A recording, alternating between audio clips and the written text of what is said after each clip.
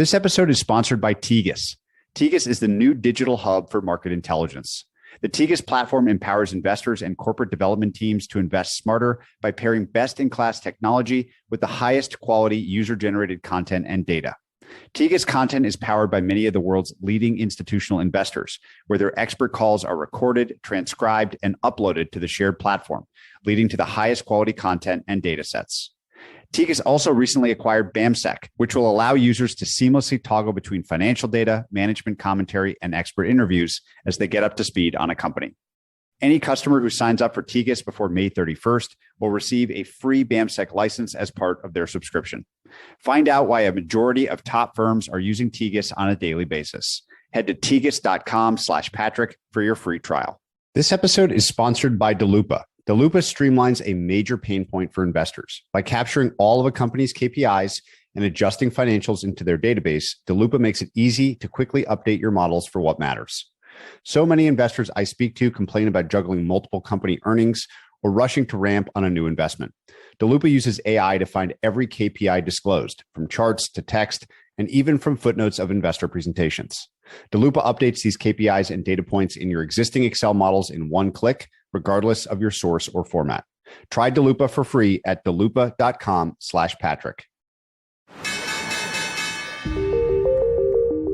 This is Business Breakdowns. Business Breakdowns is a series of conversations with investors and operators diving deep into a single business. For each business, we explore its history, its business model, its competitive advantages, and what makes it tick.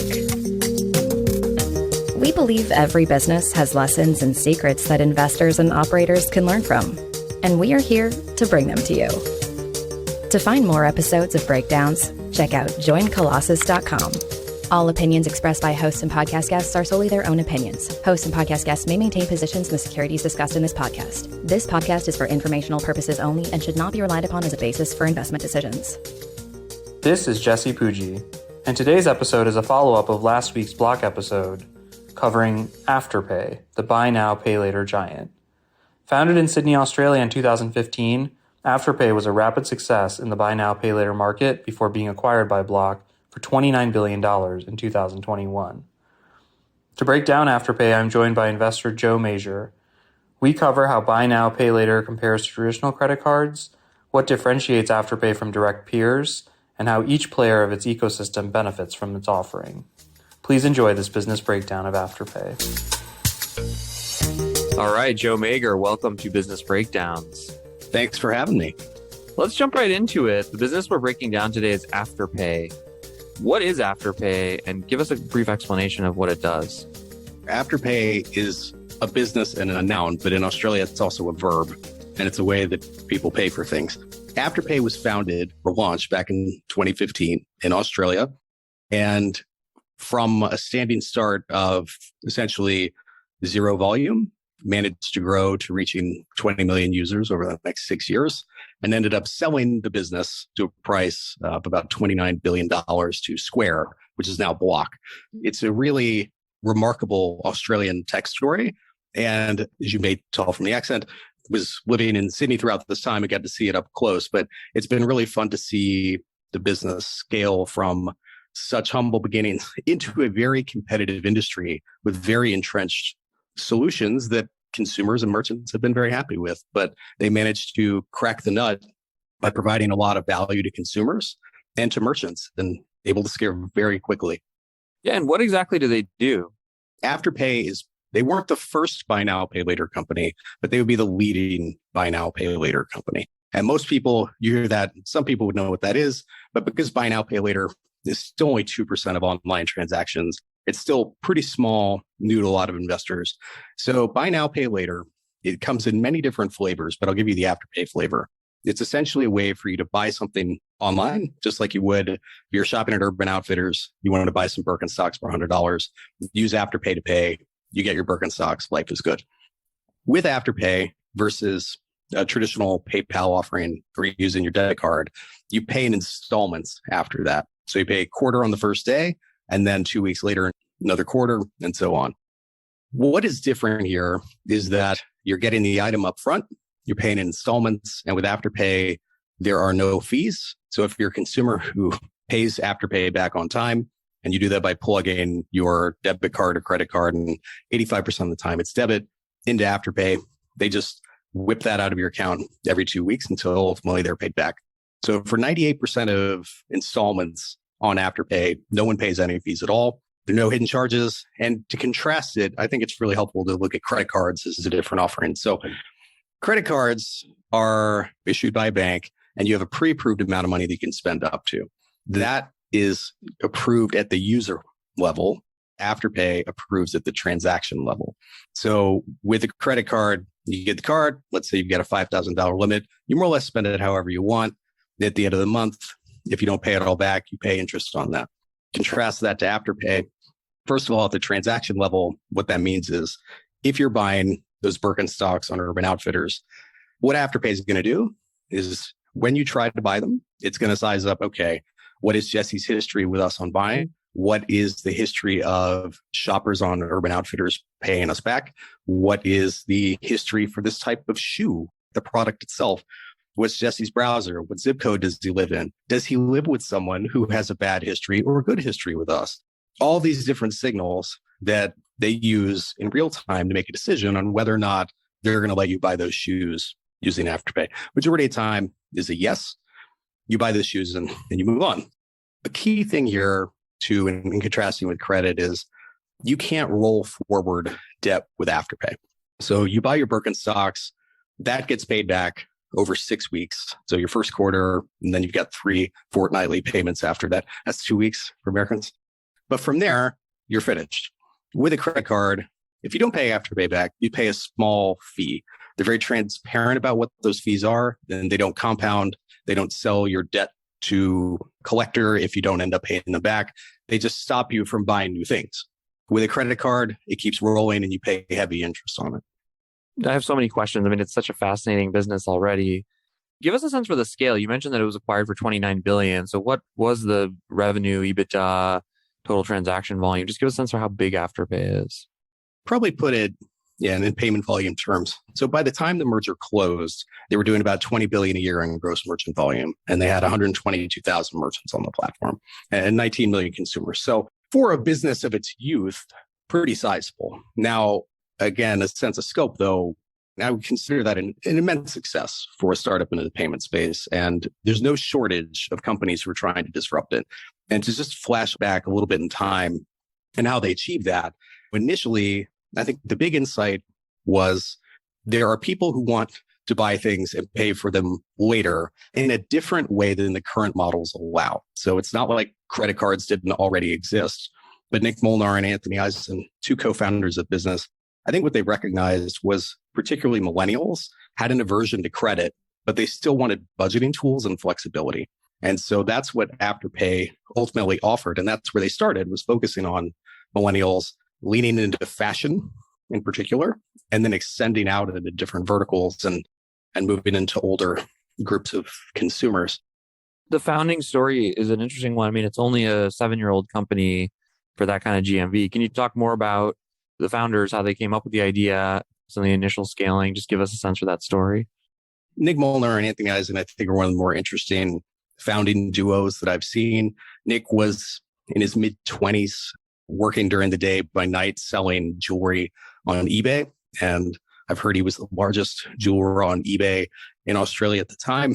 He got to know Anthony, who was a neighbor, who was about 20 years older. Anthony had been the CIO of Guinness Peat, which wouldn't ring bells in America, but was a highly successful investment holding company in Australia.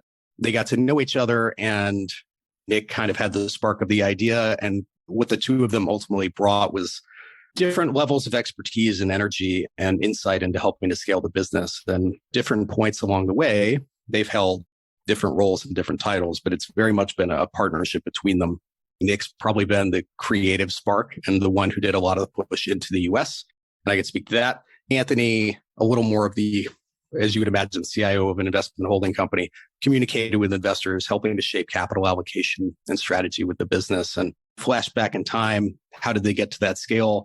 And to kind of talk through it of the lenses of their personalities. Initially launching in Australia, very good initial traction. And why did they get that?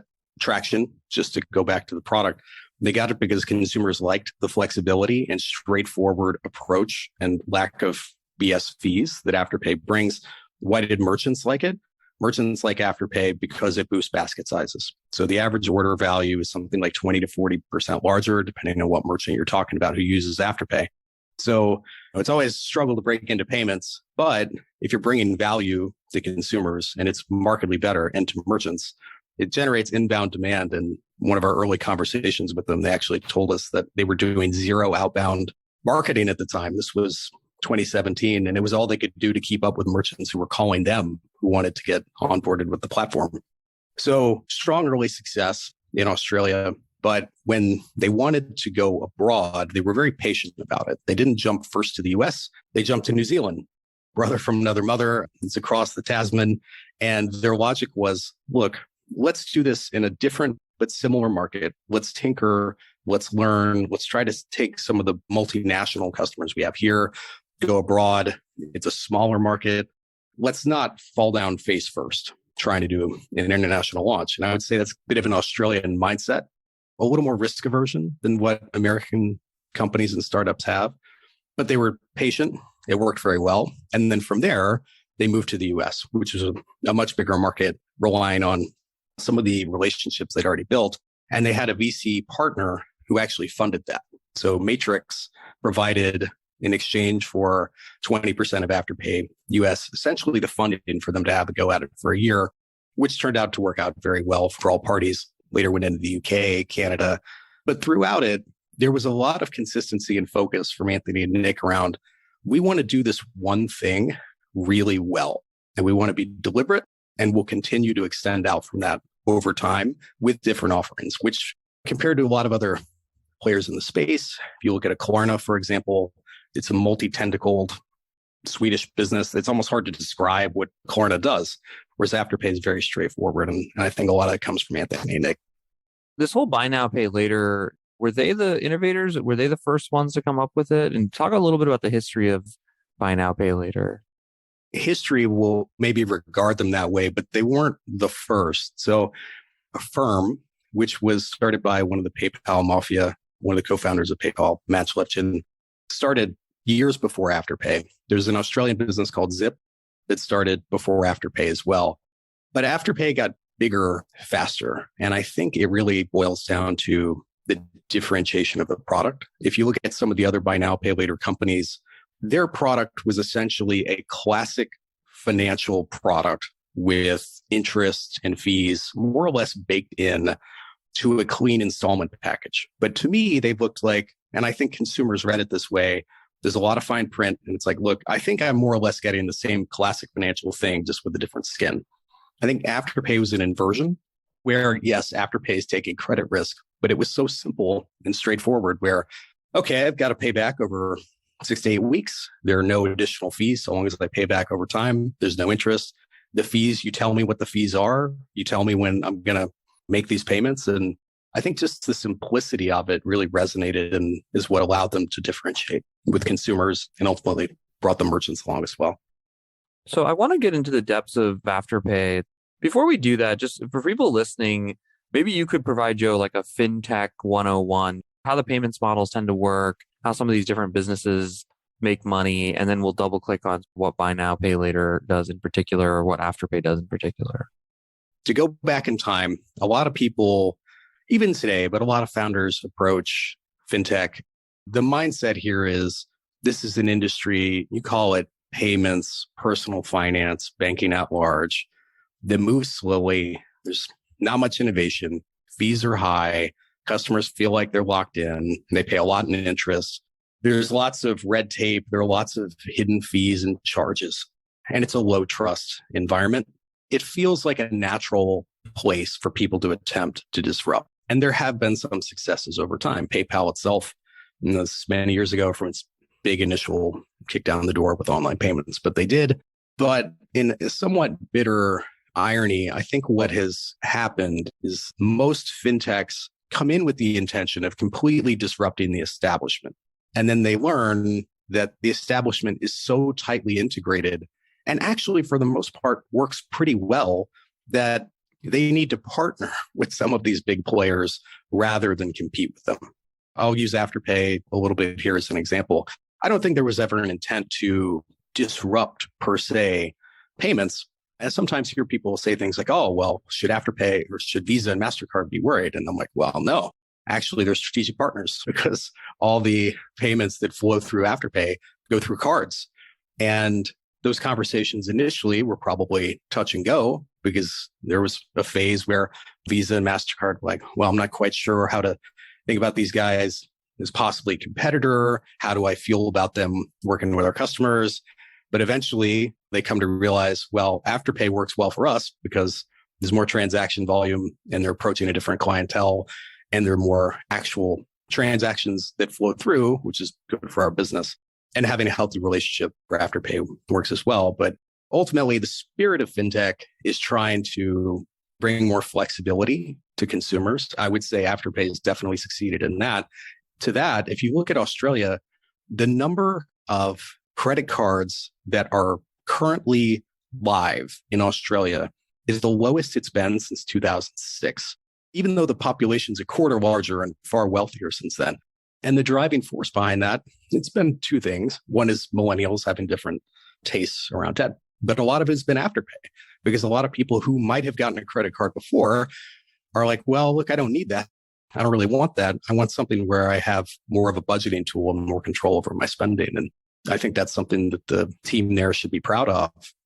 Let's go deeper into kind of this ecosystem and all these various players just to kind of map it out for everybody who's listening out there. I think for the buyer, it's the most straightforward. I used to walk in with my credit card for the Birkenstocks, pay $100 and get on my way. And that was either with cash, a credit card, a debit card, something like that. Now I walk in and because of Afterpay, I can pay $25 up front, $25 in 2 weeks, $25 in 2 weeks, $25 in 2 weeks. Let's just go player by player to maybe to the merchant next, walk through what happens in all these situations. What happens to the credit card, like the Visas, the MasterCards, the credit card or the debit card.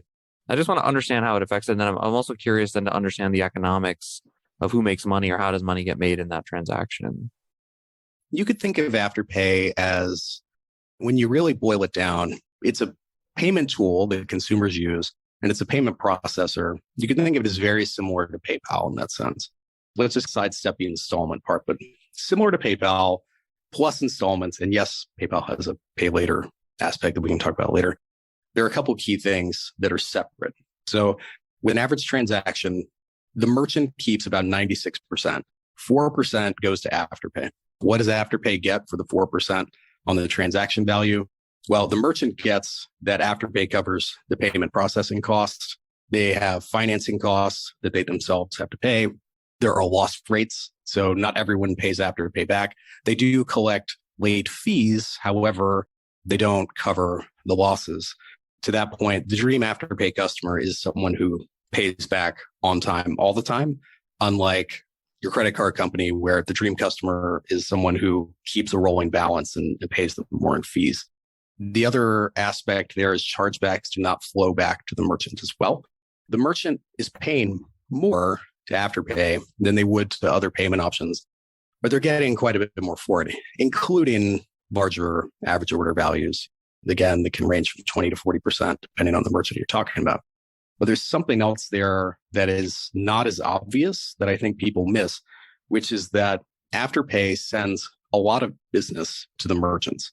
So from Afterpay's app, known web store where a lot of people go, they send about 1 million leads a day to merchants. And those are highly qualified leads. They're people who already have Afterpay and they're looking at Afterpay's shop directory because they want to shop. They want to spend some money. They're curious. And, 1 million leads a day going out is pretty prolific. So what Afterpay's actually found is that with a lot of merchants, Nick told me this story years ago, but they occasionally get approached by someone who'd say, well, look, we're paying you this all-in-one fee and we'd be interested in unbundling that. But when they break it down and say, let's just make this one side is just payment processing. The other is we're going to make it around the number of leads we send because Afterpay, because of the one who can see where the leads are going and they know whether that same user actually bought and how much they bought, it works out that Afterpay probably would be paid more if you had just the payment processing side plus the leads they're sending. So the all-in-one bundle is really a more cost-effective solution for a lot of merchants. And that's pretty different as far as the economics for most payment businesses. And I guess give a little more nuance too around the merchants themselves. They like the simplicity of this. They like getting paid upfront. It gives them the ability to offer something like a lay-by offering, but without having it on their books. Makes it a good bit cleaner. Let's put the leads aside for just a second. But if I'm a merchant, I typically pay around 2% to process a credit card transaction. I pay double of that, but earlier you said you get 20 to 40% more average order value. Let's put the lead stuff aside for just a second. Is that the core value prop for the merchant? Yes. Yeah, that's it very directly. So again, depending on the merchant, you're looking at something like a 20 to 40% uplift in the average order. Those customers tend to shop more often. So you're paying a higher margin per piece to Afterpay, but you're getting a lot more total value that's coming through. The other thing is within Australia, this is not true so much in America, probably the UK, but within Australia where Afterpay has become a verb and is such a large platform, you're now in a place where if you're not offering Afterpay, you're competitively starting to trip yourself up. And so we saw examples, ASOS in particular, they were not accepting Afterpay while competitors were. They started stumbling a little bit. And when we asked ASOS at a conference once, why aren't you guys accepting Afterpay? And their answer was it was too expensive. They charge a lot more than the other people we use. But their competitors were, and they were taking share off them. And they eventually acquiesced and started accepting it, just meet customers on their terms as much as the uplift on sales. The lead gen side of it, can you talk a little bit more about how does Afterpay actually drive leads to people? My understanding is most people just see it at checkout and go, okay, I'll make payments on this. Can you talk a little bit about that and how they've cultivated that? The big difference here between PayPal is the cleanest comparison. I think a lot of people listening might have the PayPal app. It's not a shopping driven app, whereas the Afterpay app and the Afterpay store directory, but basically their website, it's all about steering people towards relevant merchants. And you just kind of go shopping through to see what merchants are available for using Afterpay. And I think it says a lot about the brand affinity that people go directly to Afterpay to say, okay, where can I go use this? Now, it may also be that they're not as big and ubiquitous as a PayPal. To talk about scale a little bit, PayPal, 1.25 trillion in total payment volume last year. So it's a completely different scale of business to what Afterpay is. You don't really have to think too hard about whether a merchant accepts PayPal, whereas Afterpay, it's a much smaller number. But nonetheless, they've cultivated this consumer base, this user base who goes to them looking for places where they can shop. And I think part of it is when they initially started, Afterpay was focused on fashion. And they chose fashion because it was good entrance ramp into millennials, but it was also attractive from a credit risk standpoint. So the ideal item that Nick would talk about is purple polka dot dress. So if you buy an iPhone or some consumer goods that sometimes have high fraud rates, they don't want high fraud rates. Fraud rates for a purple polka dot dress of a certain size are very low. There's not much of a resale market for those. And so that's why initially they started with fashion. But I think that also maybe is a fortunate, happy coincidence, was a clientele of people who do more perusing and shopping and browsing. And that's where their app added value for them. The fact that they have a consumer app seems pretty rare for a payments business and pretty differentiating for them. Can you talk about how they went about building that and how they've created that consumer orientation? From the outset, they were focused on fashion, and that was for two big reasons. The first is that fashion was very millennial centric. Younger people tend to be more thoughtful about fashion. And that was their core clientele that they wanted to get after, who they thought the brand and product would resonate with. But the other was it was better from a credit standpoint.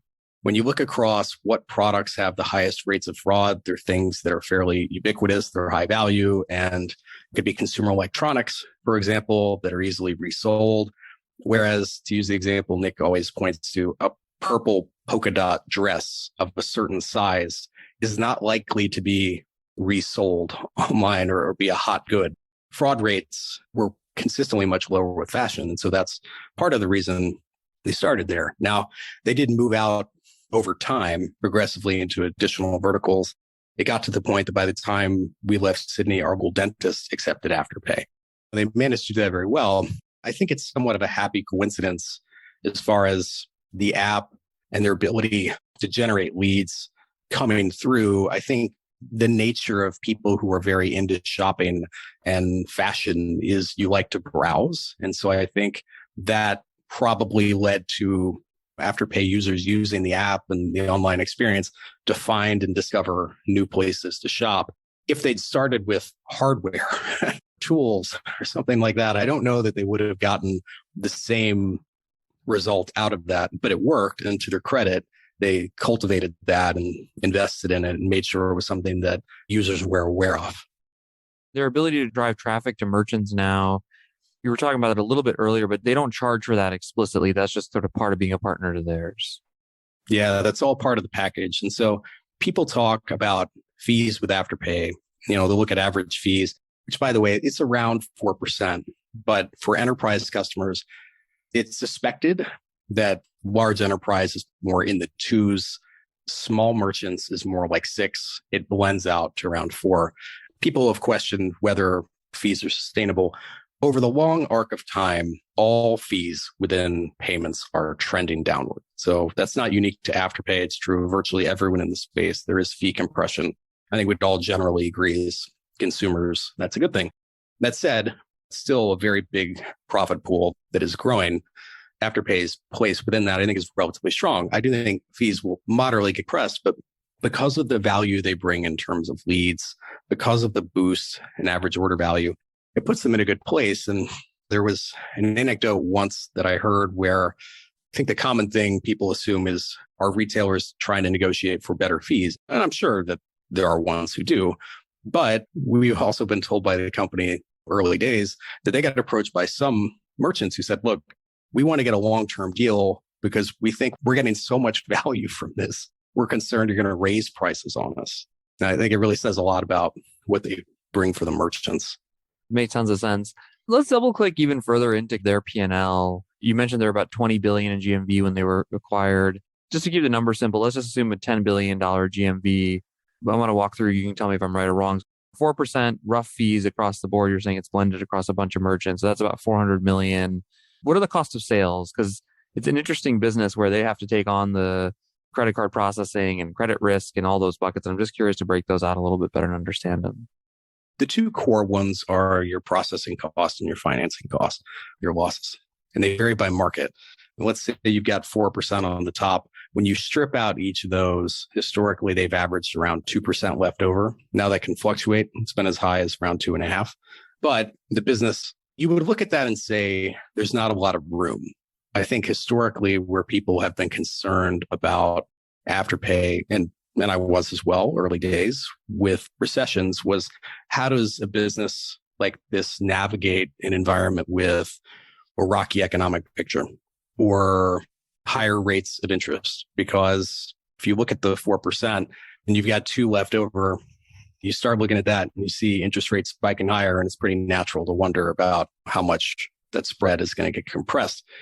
But I think there are a lot of levers there that can be moved. And over time, I think the long arc here is favorable. So to kind of break them down individually, if you look at processing costs, much like Afterpay's top line fees are probably going to get squeezed over time. I think their fees themselves for processing will probably go down. With scale, it certainly helps. Financing costs are another one that's interesting because on the one hand, there's a cyclical aspect where your funding comes from different sources. You've got cash on the balance sheet. You've got receivables warehouses. You've got medium-term debt, long-term debt, different forms of duration that are underpinning that. But long story short, lower rates in isolation are better for them. But what I would keep in mind is that the amount of turnover with the book is very different from what you'd see with a lot of other credit providers. So if you think of an Australian bank that issues a 30-year mortgage, they keep that on their books. You've got pretty long duration with your book. With Afterpay, the book turns over about 13 times a year. And I think this is kind of one of the big misunderstandings with the model in different ways that people don't appreciate is that while if you have a 1% interest rate change across the board and the rates move a percentage point higher, Yes, that's a headwind. However, that's essentially sliced into 13 because they're turning over the book so quickly. And a question you might have is, why is it turning over every 4 weeks instead of 6 to 8? And it's because a lot of people prepay.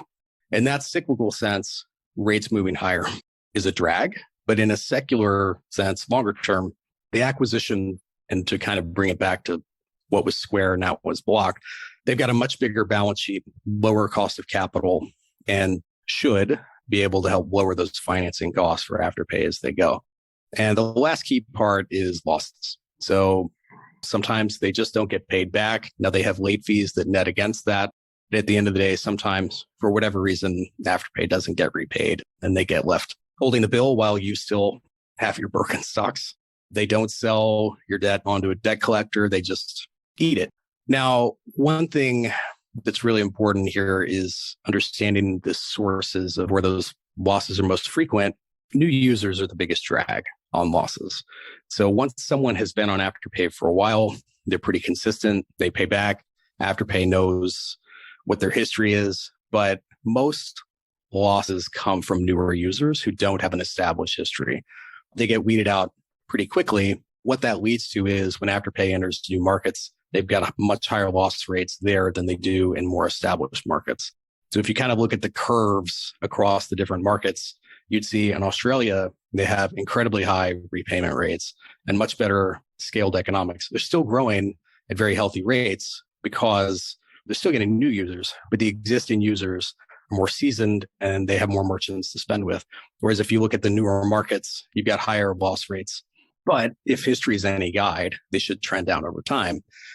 The other aspect of that in the secular sense, as Afterpay gets bigger, they have a far bigger transaction base with which to make smarter decisions and credit risk decisions.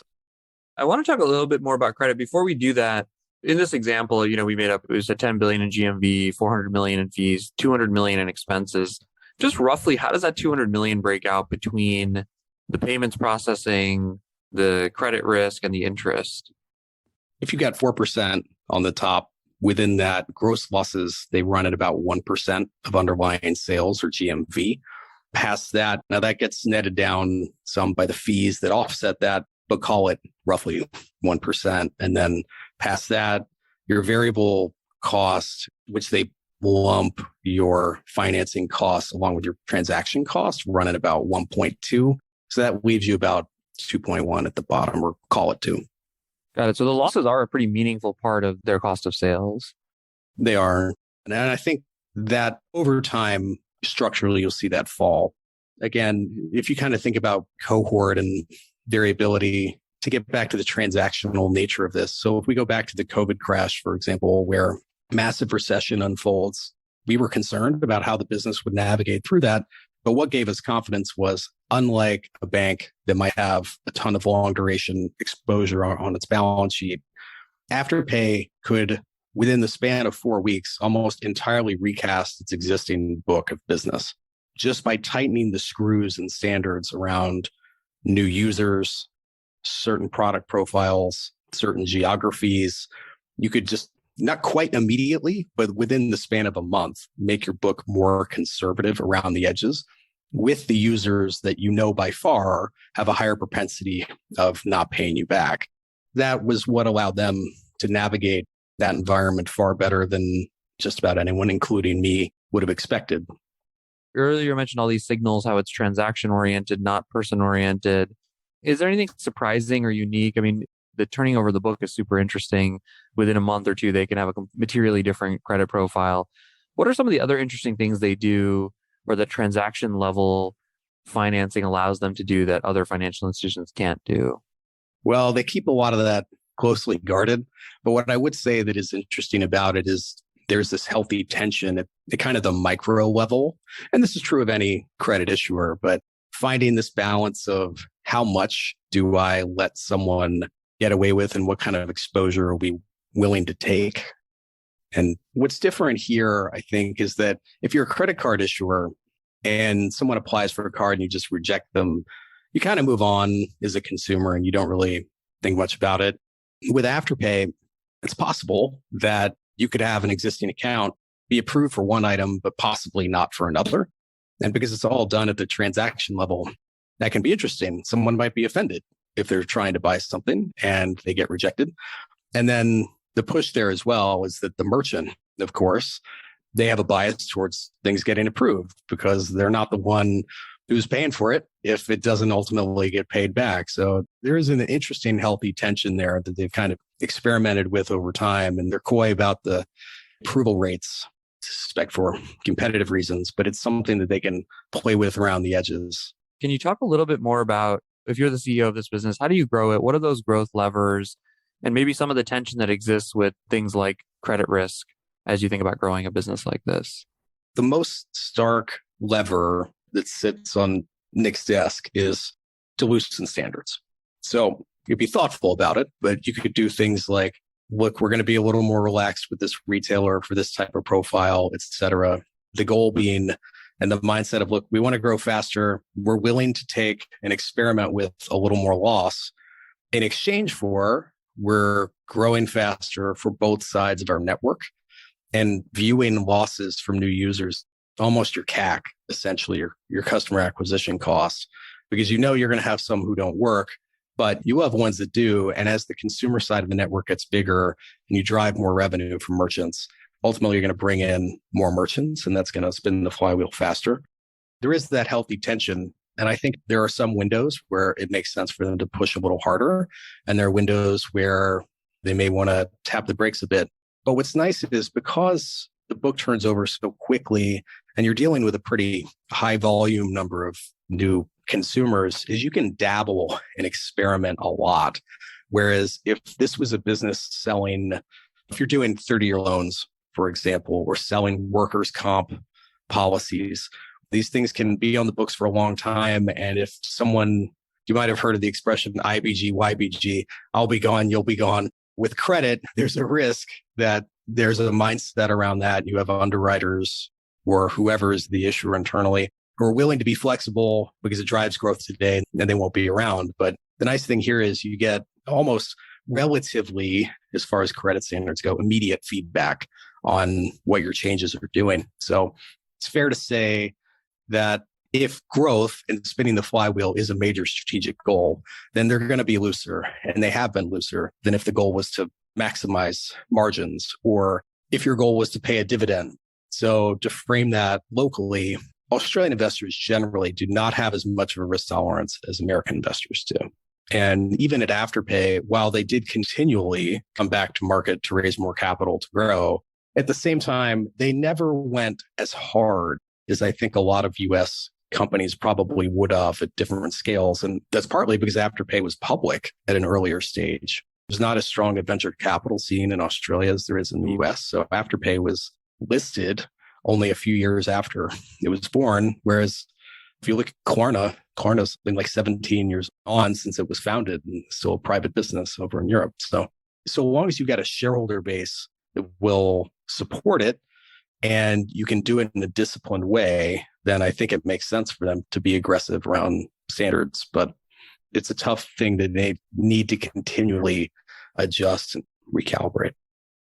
This little P&L we're making, it's about 2.1% in cost. So say in this example, 180, 190 million is falling below cost of sales. What are the other major things they're spending money on and investing in? Afterpay is a tech company and a finance company. So depending on how you want to frame it, when you look at the unit economics, you talk about it. People tend to talk about the business as a tech company, but when you look at the unit economics, it's very much credit driven. But that said, in terms of hiring and scaling, a lot of their costs are developers and the classic stack of people that you'd be looking to be growing a business with. They invest a lot in data, then a lot in new markets and supporting launches in those markets. So it's a pretty broad-based investment across data, marketing, and scaling and the development tools around that, new products. Now, where Afterpay has been very patient with new products, we had conversations with them years ago where we floated looking at banking. So not necessarily being a bank themselves, but having banking relationships with customers. Since 85% of them were using debit and they had really high NPS scores, a logical question was, why don't you have some sort of savings product? And at the time, they pushed back on it and essentially said, that's something for the future. But right now, we just really want to stick to our knitting and do one thing really well. Now they have branched out. They actually have a savings product. They have a loyalty program. They've moved from just Oz down under to New Zealand, the US, pushing to UK. They're pushing into Spain, pushing into Canada. They've got their hands full as far as new launches, but I think they've been relatively patient with that. Within the umbrella of Block opens some different angles with that, where if you're Jack Dorsey with a big balance sheet, you probably don't mind if they go a little bit harder with that. And with Afterpay probably having a little less direct scrutiny because it's part of a larger payments business today, it's probably an appetite to go hard. What they're also looking to do is invest and combine the business. Well, not combine. People don't like the word synergy, but find synergies between Afterpay and the rest of the Block suite. So part of the reason Block bought Afterpay wasn't just because it was the leader in buy now, pay later, but it was very complementary. And we'd always had the view that it was logical for Square then or PayPal to buy the business because they had these huge bases, millions of merchants with whom they could plug in Afterpay. And the day that the merger was finalized and went live, Afterpay and Square Block announced that all Square sellers were able to start using Afterpay, at least in the US. So they'll continue to invest aggressively into new markets, new products. Since we're there already, I guess the acquisition, how did that come together? Maybe just to give some historical context, what were the timing of that? This question around synergies, what were the major synergies that both sides saw in being one organization? The strategic rationale to us, it had always been clear that someone could, when I say someone, PayPal or then Square, could bring in Afterpay, plug them into these huge merchant bases, and just through their scale dramatically improve the value of the business, but also improve financing costs as well, improve loss rates because they have presumably better credit decision engines and certainly more scale and understanding of consumers. So just from a revenue and from a cost standpoint, it made a lot of sense to us. And I could see why Square was attracted. I think Afterpay was the logical target for them as well, because even though there are other buy now, pay later companies, as I'd said before, Afterpay started later, but got bigger despite that and had proven they could scale into different geographies, had a clean product that was resonating with consumers and merchants and a leadership team to go with it. And Nick Molnar is now leading the Afterpay business within Square. So within time horizons, Afterpay had been growing very quickly. You go back to 2017, 2018 was when they were really posting breakout growth, 800% year on year kind of growth rates. And that definitely will get you some headlines, but I don't think PayPal and Square were probably taking it as a credible, particularly PayPal, thinking of them as a competitor or threat at that time. But by the time that there was a firm consensus that buy now, pay later was not going to disappear, and that Afterpay and Affirm and these guys, now there are plenty of also-rans, by the way, who are subscale and I don't think are going to be well, but that the leaders were going to thrive and stay. They'd gotten to a place where the bill for buying them got pretty large, and I don't think PayPal really had the stomach for it, but Square clearly did. Square courted them and I think gave them the impression of, look, I'd imagine there was a lot of flirting going on for a while, but my understanding is there was a bit of pressure and to commit to a deal and making it happen. And it was an all stock deal, which I think plays to the mentality that Nick and Anthony and Afterpay shareholders have, which is they believe in the business. They want to be in payments. They want to be in disruption within it. And so that deal was brought about. It was announced last year. It closed in January. Now, the deal value from the point where it announced to where it closed was roughly half because there was a huge pullback in the value of Square shares. But I don't think that anybody's too sore about that. And now, interestingly, Square, Block, trades on the ASX as well as being in the US as a way for Australian investors to not have a large tax event. They could stay invested. Got it. You kind of mentioned a lot of competitors and some of that situation there, and we haven't yet unpacked that. On its face, it doesn't seem like a particularly differentiated business. You mentioned Klarna, you mentioned PayPal, Affirm. I mean, there's a lot of people who do this. So what is it about Afterpay that's allowed them to be so successful and differentiate themselves?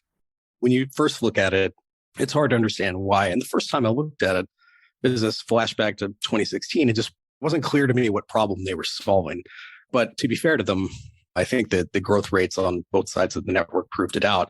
I think it just gets back to one was focus. So for PayPal, they now have what is a not insignificant pay letter business. It's on a $13 billion GMV annual run rate. So not small compared to Afterpay's 20, but that's also against 1.25 trillion. So within PayPal, buy now, pay later is still very small. I think they were just late to appreciating that it was something that resonated with consumers.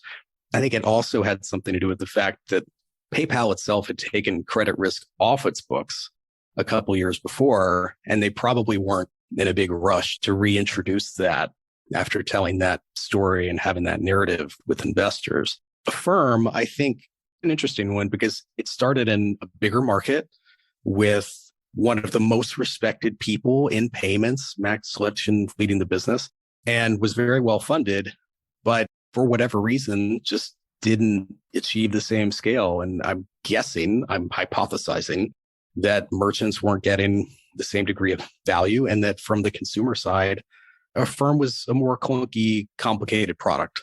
You could pay things back over time horizons. There was embedded interest. There was just more to wrap your head around, whereas Afterpay was clean.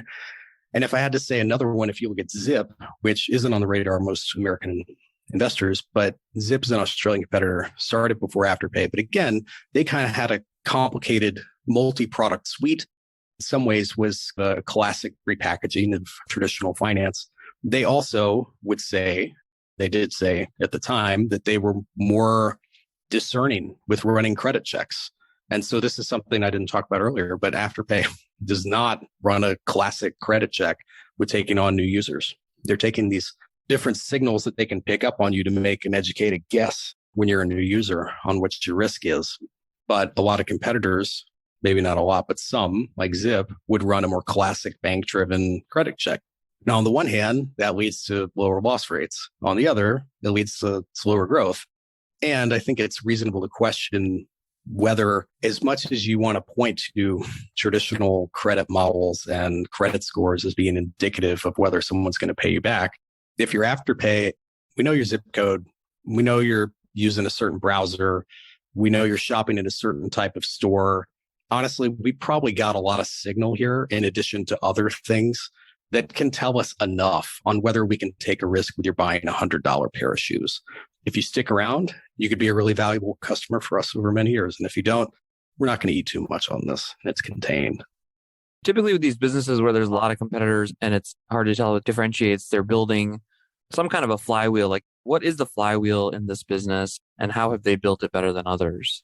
I think the flywheel, I'm sure plenty of people listening are familiar with network effects. So I'm not going to drag on too much about what they are. But I think with Afterpay in particular, what made the network work, in theory, we just need a bunch of consumers and we need merchants. And if we just get more merchants, we get more consumers, and it's all straightforward. But the hard part is actually getting them. And especially within payments, if you go back to 2015 when this launched, it wasn't obvious that there was a problem that needed solving. Merchants already had a number of payment options that they'd onboarded, were integrated in their website, customers used, and customers already had plenty of ways to pay online. I think what made the flywheel work was just the clear value prop to both sides of the network, where consumers felt like, hey, I can pay this back over 6 to 8 weeks with no fees, and it's not going to turn into this revolving door of credit. I'll give that a try. And for the merchant, it was, wow, this is really boosting my average order value. And you mean I can take a little bit of risk off my plate while I'm at it? Okay, cool. And then later, they come to appreciate the number of leads getting sent their way. And I just think the combination of those things proved to be really powerful and just continued to feed on themselves over time. One thing we haven't really touched on yet is regulation. There's the classic credit card documentation you get with endless large numbers and this and that and all this disclosure. Does regulation play a role in this buy now, pay later space? And if not, will it? Talk to us about regulation. Regulation has been something that has been a constant part of the journey and discussion with Afterpay. And I don't see that going away with buy now, pay later, because you're talking about, while it's still only 2% of online transactions, it's growing very quickly. And when you're talking about a lot of consumers and a lot of money and risk and fees, regulators will stick their nose in and poke around. With Afterpay, it just grew from a standing start to having ballpark 15% of the population using it within a few years. That's a huge amount of change, a short amount of time. So that did attract a lot of attention from regulators. But I think a lot of bears, the business always assumed that would be a bad thing. But I think what happened was when regulators got under the hood at a high level, I think what they found was, okay, so let me get this straight. 98% of installments are paid back. Yes. And 85% of these roughly are plugged into debit cards. So it's not like this is a massive kiting scheme where you're just allowing people to infinitely defer payments. And you don't let people buy new things if they're late and there's no interest. They talk to merchants and merchants are pretty happy and growing quickly. And then you step back and look at the alternative. To just size them up, the average Australian credit card has a balance of $1,300 rolling from one period to the next. The average interest rate on that is 20%. And to the average account value outstanding in Afterpay, which is ballpark $250, interest payments alone that Australians are paying a year exceeds the average rolling balance of what they owe to Afterpay. And so I think when you give it a little bit of a closer inspection, you realize people sometimes look at it and say, oh, it's letting people buy things that they otherwise wouldn't, considering most of them pay back easily without a problem. And mechanisms like that, like credit cards, have existed for decades. I think they find it's not quite as scary or daunting. And Afterpay has navigated those conversations well. I think Anthony Eisen being such a steady hand probably helped a lot with that. They try to be genuinely transparent. I think another thing that has helped is both from their actions, but also the seasoning of the user or the consumer base, is that late fees as a percentage of revenue has fallen considerably. So that had been in the 20s, call it 3-4 years ago. That's now south of 10%. And it's a combination of caps on late fees. Also that as the consumer base seasons, you just have fewer people paying late. But optically, it certainly looks a lot better when you can say, look, over 90% of our revenue is from merchants, not consumers. It's almost like the better business model, the regulators even appreciate it because if it's better for consumers, they also sort of appreciate it. When you start to look forward for the business, obviously it's owned by Square now, but I guess we were going to envision it independently, or we can maybe include Square in this question. When you think about the next 5 years, if Afterpay ends up being bigger and better than even your wildest expectations, what are the two or three things that went right for the business, both in terms of the macro environment as well as execution? For execution, I would say they cross-sold it really well. And they were able to have a clean experience and provide a compelling case to Square merchants and Square sellers for integrating Afterpay. They also invested heavily in building that brand out within the US and integrated it well into Cash App. So I think from an execution standpoint, those are big hooks. I think a lot of growth is already there as far as they just continue to bring new merchants. But as users use Afterpay more over time, what they see is a new user for Afterpay today might use it a few times in a year, but someone who's been with the platform 4+ years uses it something like 29 times a year. I think there's plenty of growth that's already baked in here, but I think Square/Block should be able to accelerate that. If they're not, I would consider that a big fail as far as execution. From a macro standpoint, a strong economy is good for them. Higher interest rates are probably what I would consider the most interesting risk in the room right now. The higher interest rates do get sliced up 13 times over because the turnover of the book is only 4 weeks. So your annualized rate gets cut into the little fractions with each transaction. But that said, there's no question that higher rates is a headwind. Now, the give and take with that is that you can say higher interest rates in isolation and all things equal, but all things aren't all equal. I guess the trade-off there is you have higher interest rates because of inflation, but at the same time, average order values are larger, and that helps to offset some of the interest rate expense. But I would say the biggest macro things would be if you have stagflation, that essentially would be the biggest soft underbelly to the business. I think in that scenario, what you probably would see is not necessarily loss rates growing quickly. I think you'd see new user growth curtailing pretty quickly in order to contain losses, which would be very effective. I think your margins would hold up well. It's just that your absolute dollar growth, your profit growth in dollar terms wouldn't be growing quite like shareholders would like to see. That sounds like the Square acquisition between more merchants and then more customers, like you said. And then obviously once someone uses it, then it's like probably a pretty addicting thing to the customer lifetime value goes up a lot. What about the flip here? In the next 5 years, if Afterpay does not performs below expectations, what happened to the business? Why will it not work out in the next several years? I do think that a risk here is Square/Block. They've got a lot going on. And we actually sold the last of our stake in Afterpay. The deal was announced partly because our thesis had played out, but also because it's a big, hairy, complex company. There are many different business lines. And even within it now, you've got Cash App, you've got Afterpay.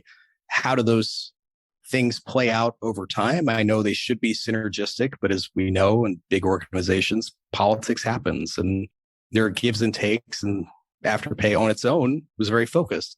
As part of a much bigger business, is that focus still there? Is that motivation still there for a lot of the senior leaders? I mean, Nick and Anthony, particularly Nick, still own a truckload of stock and their fortunes tied up in Block. But nonetheless, those incentives have probably changed. And it wouldn't surprise me if they struggle to continue to find, from a strategic standpoint, interest in the business and just continuing to support it after they get the low-hanging fruit of integrations into the rest of this.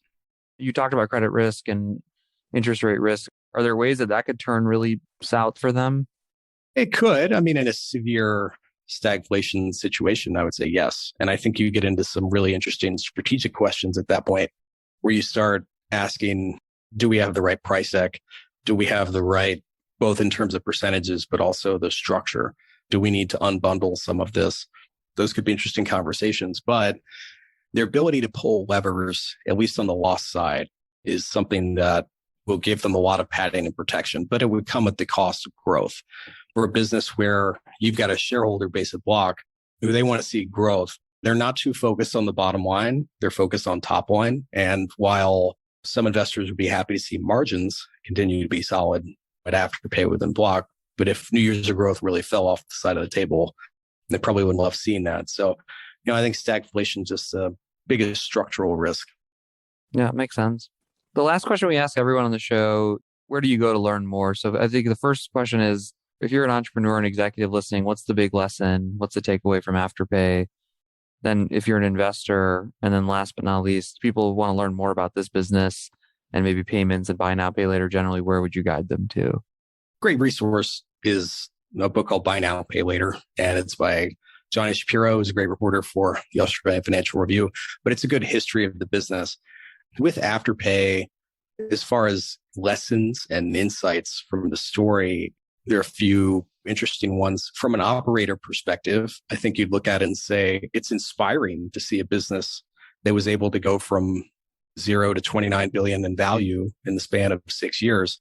But the key thing here is, especially in a market that's so competitive, but it worked. And they were able to climb that mountain because they were able to add so much value to their customers and both sides of the customer base, their merchants and consumers. And it was truly differentiated. And I think that making sure you're adding materially better value was pretty crucial. Another thing that I would say is a pretty good lesson here from the overall experience is Afterpay, like many disruptive businesses before it, was growing into a gray space as far as regulation. Buy now, pay later. There wasn't a regulation around it. And if you go back and you look at eBay, really anything with e-commerce selling online, you look at Uber, you look at Airbnb, these are all businesses that if the founders had waited for regulators to dream up what their industry could look like in a regular framework, they never would have happened.